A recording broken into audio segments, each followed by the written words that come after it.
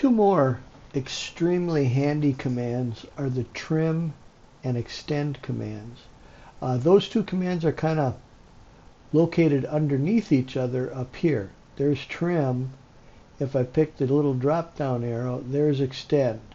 When I pick extend, the command gets executed and it floats to the top, and now trim is underneath it. So if you're looking for one and can't find it, look for the other, and it's underneath there. I happen to use keyboard shortcuts. I'm going to hit escape to get out of here. I use keyboard shortcuts very, very often. The keyboard shortcut for trim is TR, and the keyboard shortcut for extend is EX. I'm going to type in TR and hit enter. And it's as simple as select the object to trim, and all I've got to do is pick, and it gets trimmed back to the nearest object. If I go over here, it gets trimmed back to the nearest object.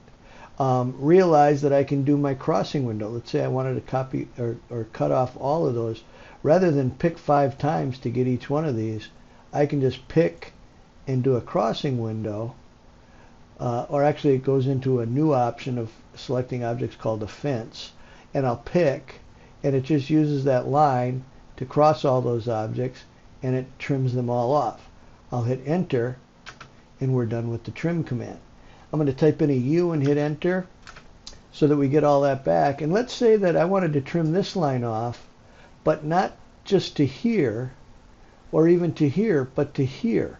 Rather than do the trim command and then pick to get rid of that in separate chunks, I can do the trim command, and I can use the cutting edges option to say that everything's not a cutting edge. I'll determine what the cutting edge is going to be, and that's going to be this object right here, and I hit enter, and now I can pick, and it's going to trim back not to the nearest object, but back to that cutting edge instead. Okay, so that's your trim command. Now the cool part is, I'm going to undo again, is that if you pick the trim command, you can actually turn the trim command into the extend command, or vice versa, turn the extend command into the trim command. I'm going to type in EX, which is a shortcut for the extend command, and it prompts me to select objects to extend. Okay, and I'll pick this, and it gets extended up to the next object that it can hit. Makes perfect sense.